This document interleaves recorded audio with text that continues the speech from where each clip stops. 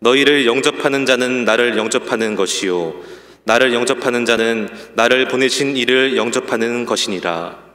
선지자 이름으로 선지자를 영접하는 자는 선지자의 상을 받을 것이요 의인의 이름으로 의인을 영접하는 자는 의인의 상을 받을 것이요 또 누구든지 제자의 이름으로 이 작은 자 중 하나에게 냉수 한 그릇이라도 주는 자는 내가 진실로 너희에게 이르노니 그 사람이 결단코 상을 잃지 아니하리라 하시니라. 아멘. 영국의 동화 작가요 또 희곡 작가인 오스카 와일드가 쓴 행복한 왕자라고 하는 동요가 있습니다. 어느 도시에 한 왕자의 동상이 있었습니다. 이 왕자는 행복한 왕자라고 명칭이 됐는데 그의 몸은 금으로 둘러싸여 있었고 눈은 사파이어로 박혀 있었고 그 허리에 차고 있는 칼에는 칼끝에가 큰 루비가 박혀 있었습니다.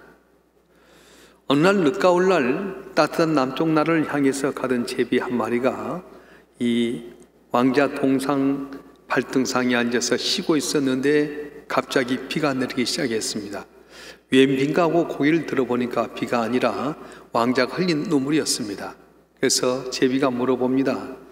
왕자님 행복한 왕자라고 하는데 왜 이렇게 눈물을 흘리십니까? 그랬더니 궁전 안에 있을 때 모든 게 행복하고 평안했단다. 그런데 내가 죽고 나서 궁전 밖에 펼쳐진 세상을 보니까 힘들고 슬픈 것뿐이었단다. 몸이 아파서 사경을 헤매는 사람이 있고 굶주린 아이에게 밥을 줄 수 없는 불쌍한 엄마가 있고 가난한 문학가가 글을 쓰다가 굶주림과 취에 쓰러져 있는 모습, 성냥팔이 소녀가 성냥을 하나도 팔지 못해 떨고 있는 모습들, 그 모습을 볼 때마다 나는 밤마다 눈물을 흘릴 수밖에 없었단다. 그러면서 왕자는 제비에게 부탁을 하게 됩니다. 내 칼자루에 박힌 루비를 뽑아다가 병든 아이를 간호하는 엄마에게 갖다 주지 않겠니? 그래서 너무 그 마음이 갸륵하고 착한 왕자의 말을 순종해서 칼자루에 묶여 있는 루비를 뽑아다가 가난한 엄마에게 전달해 주었습니다. 그리고 따뜻한 남쪽 나라로 가려고 또 부탁합니다. 이번만 부탁을 좀 하자. 내 눈에 있는 사파이어를 뽑아다가 가난한 문학가에게 갖다 주렴. 그래서 이 제비가 그 눈에서 사파이어를 뽑아다가 가난한 문학가에 갖다 주었습니다. 그런데 그 다음 날도 왕자의 몸에 있는 금을 벗겨서 어려운 자, 슬픔 자, 가난한 자에게 갖다 주게끔 되었습니다. 어느덧 겨울이 오고 눈이 내리기 시작합니다. 왕자의 부탁을 들어주려고 남쪽 나라로 가지 못했던 제비는 추위에 죽고 맙니다. 그 순간 나무로 만들어진 왕자의 심장이 반으로 쪼개지게 됩니다. 사람들은 쪼개진 왕자의 동상을 가져다가 용광로에 넣이게 됩니다. 그런데 이상하게도 심장은 녹지 않고 남겨져 있었습니다. 사람들은 왕자의 심장을 제비가 있는 제비의 시체가 있는 쓰레기통에 던졌습니다. 그리고 그들은 왕자의 동상이 있던 자리에 서로의 자기 동상을 세우려고 싸움을 벌입니다. 이때 하나님께 세상에 가장 아름다운 것 두 가지를 가져오느라고 천사에게 명령하게 되었고 천사는 바로 이 쓰레기 더미에서 죽은 제비와 왕자의 심장을 가져가게 됩니다. 그래서 하나님은 이 제비로 말미암아서 달에서 노래를 하도록 만들었고 이 천사로 하여금 찬양을 하도록 천국에 찬양을 하도록 하는 복을 줬다는 그런 동화입니다.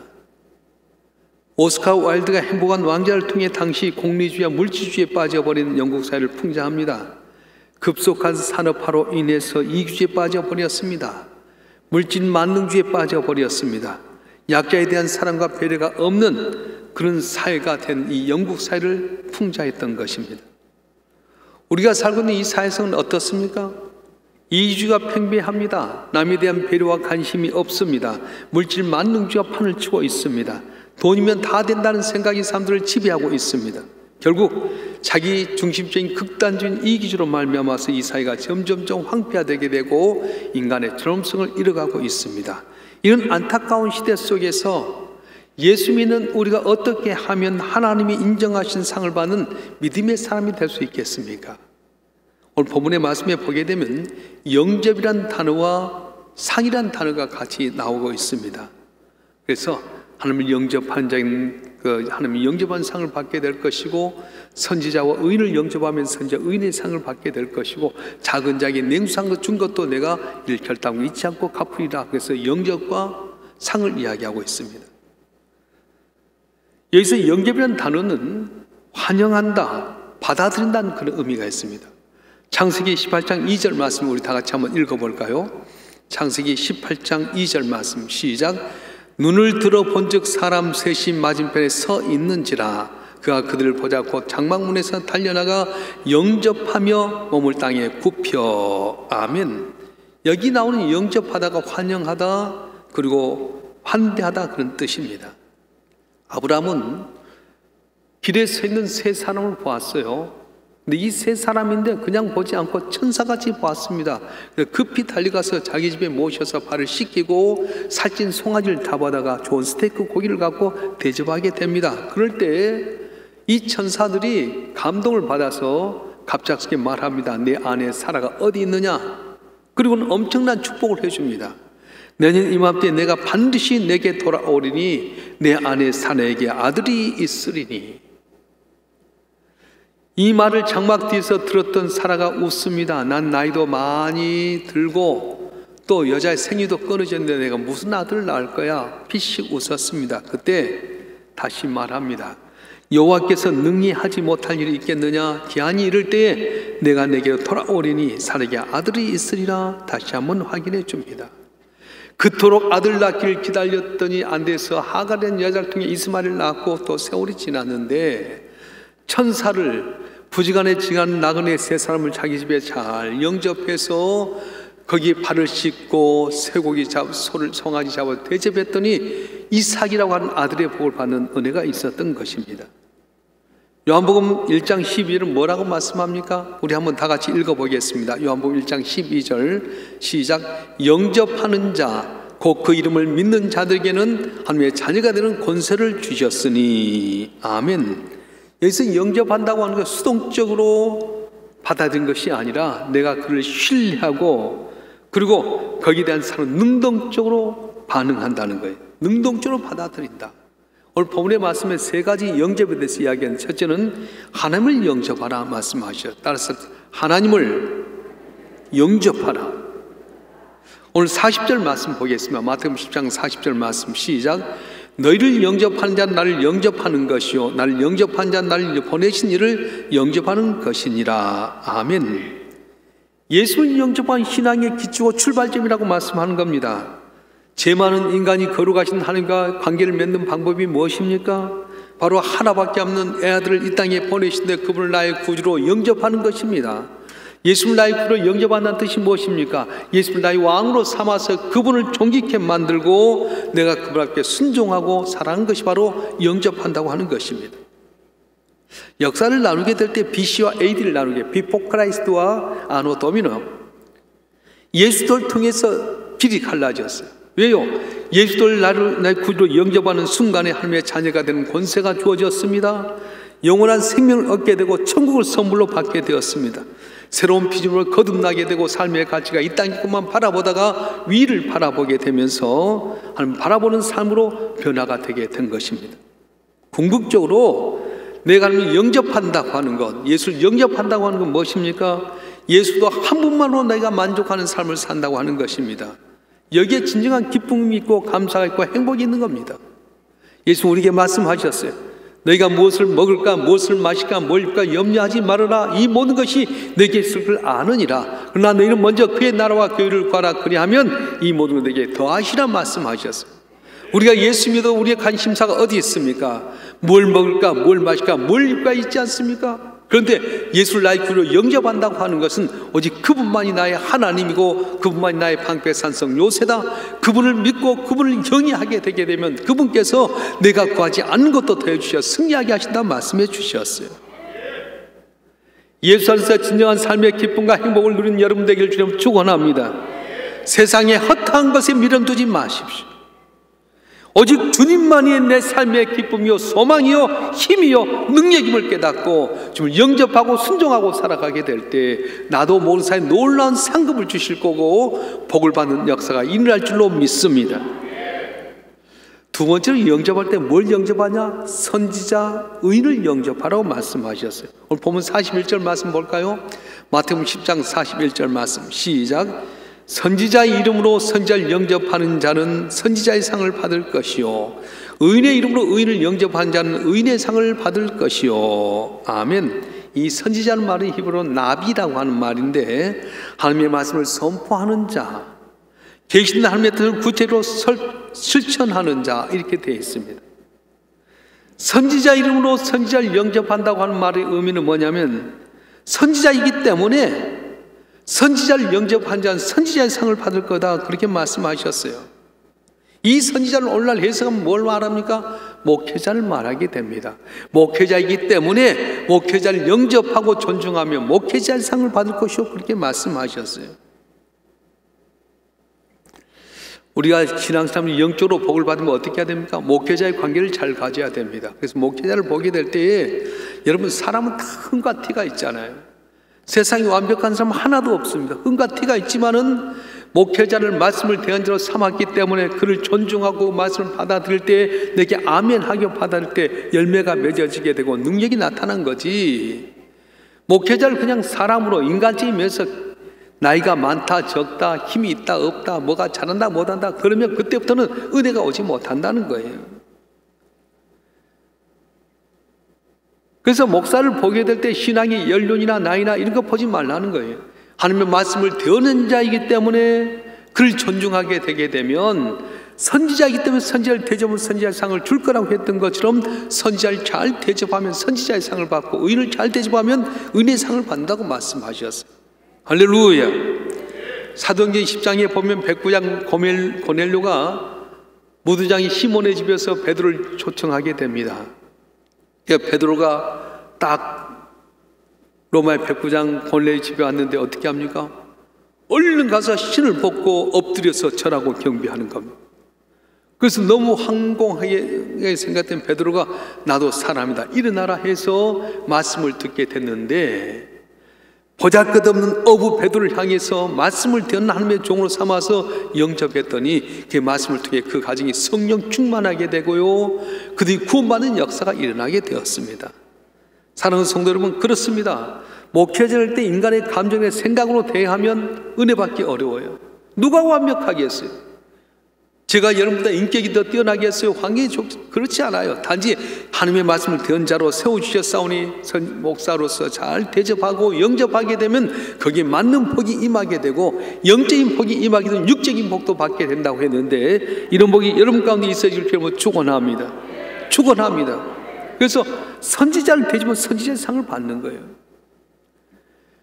엘리야는 하나님 말씀을 따라서 할머니 다타지를 선포했습니다. 3년 반 동안 가뭄인데 먹을 것이 없습니다.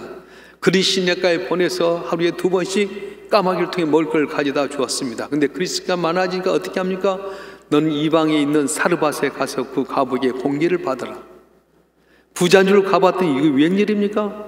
밀가루 조금 기름 남은 것 같고 마지막 울고 버친 아들과 빵 만들어 먹으려고 하는데 여인아 네 말대로 하지만 먼저 내게 가져오라 말씀하셨어요. 생각해봐요.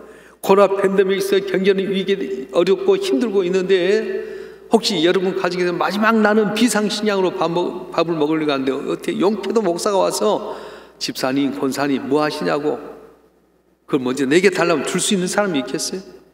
그런데 울고 버티는 아들이 있는데 하나님의 선지자였기 때문에 대접하려고 마음만 먹고 밀가루통을 뻗는데 밀가루가 마르지 않고 기름병의 기름이 마르지 아니했더라 그렇게 성경이 이야기합니다.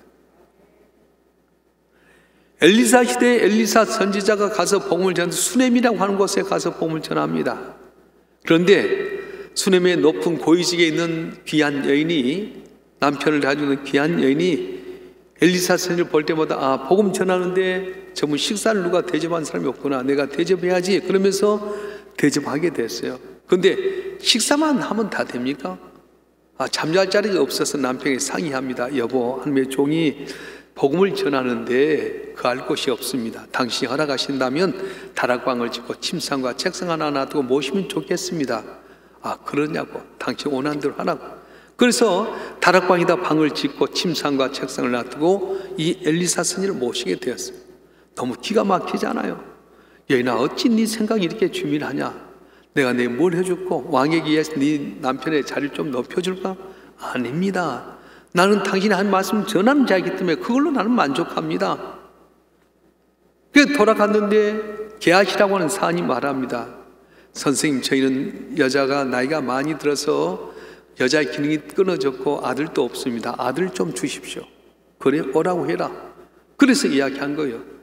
여인아, 네 생각이 너무 주밀하다. 내년 이맘때 아들을 낳으리라. 아이고, 나는 생리도 끊어지게 되고 여자의 기능도 다 없어서 애를 못 낳는데 무슨 말씀합니까? 웃고 돌아갔어요. 그런데 1년 만에 아들을 낳게 된 거예요. 오늘날의 아들의 의미와는 다릅니다. 구약의 시대의 아들은 생명을 이어가는 것이고 대를 이어가는 것이고 힘을 얻는 것과 같았어요. 인간의 장점과 단점을 본 것이 아니라 주의 말씀을 대하는 선지자였기 때문에 대접했더니 선지상을 받는 역사가 일어났어요. 오늘 코로나 팬데믹으로 말미암아서 한국교회 이상이 떨어지고 말았습니다. 모이지를 못합니다. 우리 생각대로 살아갑니다. 이럴 때일수록 포스트 모더니즘 시대 속에서 우리가 선지자를 대접함으로 말미암아 선지자의 있던 말씀을 잘 붙잡고 살아감으로 말미암아서 상급을 받고 승리하는 우리 성도들 되길 주님으로 축원합니다. 축원합니다. 세 번째는 작은 자를 영접하라 말씀하셨습니다. 하나님을 영접해라, 선지자 의를 영접해라. 세 번째는 작은 자를 영접하라고 말씀합니다. 우리 42절 말씀 볼까요? 마태복음 10장 42절 말씀 시작. 누군지 제자 이름으로 이 작은 자 중 하나에게 냉수 한 그릇이라도 주는 자는 내가 진실로 너에게 이르노니 그 사람이 결단코 상을 잃지 아니하리라 하시니라. 아멘. 우리 집의 작은 자는 누굽니까? 우리의 사랑과 간이 필요한 사람들입니다. 그들에게 냉수 한 그릇 대접한 것이 바로 주님을 섬기는 것이고 상을 받는 비결을 강조하고 있어요. 우리 집에 있는 작은 자가 누굽니까? 병에 들어서 고통당하는 자, 또 삶의 아픔과 고통 가운데 신음하는 자, 경제적인 위기에 있는 자, 장애를 가지고 살아가는 장애인들, 과와 가부, 또 물설고 낯선 땅이 이 나라에 와서 이역만리 낯선 땅에서 일하고 있는 노동자들, 외국인 노동자들이에요. 이스라엘 백성이 하필은 너희 생활을 했기 때문에 너희가 너희들을 위해서 간자를 위해서 다 밀을 걷지 말고 냉개도로 했던 하나님께서는 오늘 또 말씀하신 거예요. 1960년대 70년대 우리나라에서 외화를 벌기 위해서 독일로 가서 광부로 간호원으로 섬겼던 분들이 있습니다. 돈 벌러 갔지만 그들이 돈 벌어서 다 나라에 보냈어요. 외화가 없었기 때문에 이 나라에 보냈습니다. 근데 돈 버는 것 중요하고 외로웠습니다. 너무 힘들고 외롭고 지칠 때가 얼마나 많습니까? 몇시 천대 받을 수밖에 없는데 독일 사람들이 너무 잘해준 거예요. 그래서 잘 견뎌냈는데 그들이 벌어온 외화를 갖고 경제발 5개년 계획을 해서 박정희 대통령이 나라의 기틀을 세워갔어요. 저 남해에 가보게 되면 독일인 마을이 있습니다. 저도 한 2번 가봤는데 왜 나라에서 독일인 마을을 지정해서 그들을 모시게 됐냐면 이역만리 낯선 땅에서 간호사들이 뭐 하는지 아세요? 죽은 시체 다 알콜로 닦아가지고요 그렇게 섬겼어요. 우리나라에 어떻게 보면 요양원 같은 데서 다 어려운 사람 돌보게 되고요, 광부는 깊은 땅속에 들어가서 언제 매몰될 줄 모르는 내일 알지 못한 상황 가운데 피땀 흘려서 나라를 위해서 외화를 벌였더니 나라가 뭐 했냐면은 그들 위해서 독일 마을 해가지고 잘 돌보고 있다는 거예요. 마찬가지로 우리가 경제 대국이 돼서 외국 사람들이 우리나라에 와서 거하게 될 때가 많습니다. 복된 나라가 되었지만 우리도 옛날에 어려운 때를 생각하면서 이 나라에 온 외국인 노동자를 잘 대해야 될 텐데 어떤 양심 없는 사람들은 불법 체류자리에서 함부로 하게 되고요, 너무 어렵게 만든 사람이 많다는 거예요. 이 작은 자를 잘 영접하고 대접해야만이 하나님께 상을 주겠다고 말씀하셨습니다. 코로나 팬데믹 가운데 질병으로 고통당하는 자, 경제적으로 위기를 당한 자, 또 여러 가지 장애가 있는 분들, 고와 가부라든가 정말 외국인 노동자 하나를 잘 대접하는 것이 바로 주님을 대접한 거라고 말씀하셨습니다. 행복한 왕자는 자신의 가장 소중한 것을 모두 빼서 저기 작은 자를 위해서 나누어 주었습니다. 비록 그가 쓸모없는 동상이 되어서 영광로에 들어갔지만 그 심장은 바로 우리 주님의 사랑의 심장이었기 때문에 녹지 않았습니다. 우리 집은 우리를 하나님의 자녀로 영접하시기 위해서 하늘 보좌 보시고 처절한 십자가상에서 고난을 당하셨습니다. 생명을 다 주시기까지 우리를 용서해 주셨습니다. 배신한 제자들, 십자가 앞에서 자리 다툼하는 무시각이 짝이면 제자들의 발을 씻겨주시면서 하신 말씀이 내가 내게 본을 보인 것처럼 너희도 행하라 말씀하셨어요. 요한복음 13장 17절은 너희가 이것을 알고 행하면 복이 있으리라 말씀하셨습니다. 예수님은 하늘 보좌 버리시고 우리를 구원하기 위해서 십자가에 못 박혀 죽으셨습니다. 십자가 지로 올라가는데 한편에는 내 형제를 다른 한편 다른 형제를 주시옵소서 그렇게 하고 있는데 주님은 그런 제자를 향해서 발을 씻어 주었다는 거예요. 이제는 우리가 행복한 왕자의 힘 역할을 했던 제비처럼 주님의 사랑을 전하는 자들이 되어야 됩니다. 비록 행복한 왕자의 부탁을 들어주다가 남쪽 나라를 가지 못해 얼어 죽었지만 하나님은 그 제비를 달에서 노래하는 귀한 제비로 복을 주셨던 것입니다. 사는 성도 여러분, 우리가 먼저 하나님을 영접하시길 바랍니다. 입술로만 주여 외치는 게 아니라 정말로 예수님을 나의 구주로 섬겨서 내 왕으로 섬겨서 말씀대로 순종하고 살아가게 되면 주님께서 하늘의 큰 상으로 갚아줄 줄 믿습니다. 또 선지자를 의인을 잘 섬겨야 돼. 그러면 선지자 상을 의인의 상을 받으리라. 또 작은 자를 잘 섬겨라. 냉수하는 돼지방울도 내가 결단하고 있지 않고 갚으리라고 말씀하셨어요. 그래서 영접하는 데는 상이 있다는 거예요. 사람을 만나면 항상 샬롬 인사하는 목사님이 계셨습니다. 한번 길을 지나가다가 얼굴이 시커먼 분이 지나기에 샬롬하고 인사를 했습니다. 그런데 이 사람이 교회를 나와서 예배를 드리는 거예요. 그리고 3개월이 지나자 목사님과 식사 한번 하시자고 모시고 식사를 하게 되었습니다. 근데 식사하는 가운데 재밌는 말을 하는 거예요. 이분은 대기업의 높은 자리에 있어서 돈도 많이 벌고 명예도 있고 떵떵거리며 살만했답니다. 그런데 어느 날부터 몸이 피곤하기 시작해서 내가 너무 무리한 것 아닌가? 그래서 간약도 먹고 피로회복제 먹었는데 건강검진을 한 가운데 검사 결과가 간암 말기가 나왔어요. 당신 3개월밖에 살지 못합니다. 난리가 났습니다. 가족도 걱정하고 친구들도 걱정하고 모든 이 사람 죽겠다 안타깝게 생각합니다. 그때부터 누구를 만나든가 자기를 향해서 죽을 놈이라고 생각하는 거예요. 그런데 어느 날 길거리 가는데 멋있게 점잖하게 생긴 분이 샬롬 하는데 자기에게 살롬 그렇게 들린 거예요. 모두가 자기를 죽을 놈 하는데 살롬 하니까 정신이 번쩍 들었어요. 그래, 나 죽을 놈 아니다, 살롬이다. 그러면서 살았다는 생각을 갖고 교회를 나갔어요. 병원에서 4개월밖에 살지 못한다고 했지만 살롬이라고 생각하니까 자신감이 있었습니다. 교회 나서 사모해서 말씀을 들으면서 아멘 하게 되고요. 그리고 내가 살려고 하면 어떻게 해야 되겠냐? 운동도 해야 되겠다. 그리고 좋은 약도 먹어야 되겠다. 그러면서 살겠다는 마음을 가지고 교회 나와서 기도하고 주님 의지하고 하는 가운데 3개월 딱 지났는데 안 죽더란 거예요. 병원에 가서 보니 이거 웬일이냐? 몸이 너무너무 좋아졌다. 그래서 오늘 목사님 모시고 식사를 하게 됐습니다. 고백했습니다. 이분은 샬롬이란 말을 살롬으로 들었어요. 다 죽을 놈이라고 생각했는데 이분은 살롬하니까 살만한 맛이 생겼어요. 오늘 그렇습니다. 이 나라의 형편이 다 죽을 것만 같습니다. 코로나 팬데믹으로 말미암아서 만나지 못합니다. 준소상공인데 이제 끝났다고 생각합니다. 모든 것이 다 어렵습니다. 질병에 걸리게 되고요. 정치, 사회, 경제, 문화 모든 걸 봐도 살 것 같지 않습니다. 그럴 때 우리가 어떻게 해야 됩니까? 예수 안에서 진정한 삶의 평안을 위해서 샬롬하게 되면, 예수의 복음을 전하게 되면 그들이 나 때문에 내 웃는 얼굴, 내 자신감 있는 모습 때문에 주 앞에 돌아오게 되게 되면 육도 살게 되고 영도 살리는 역사가 일어나지 않겠습니까?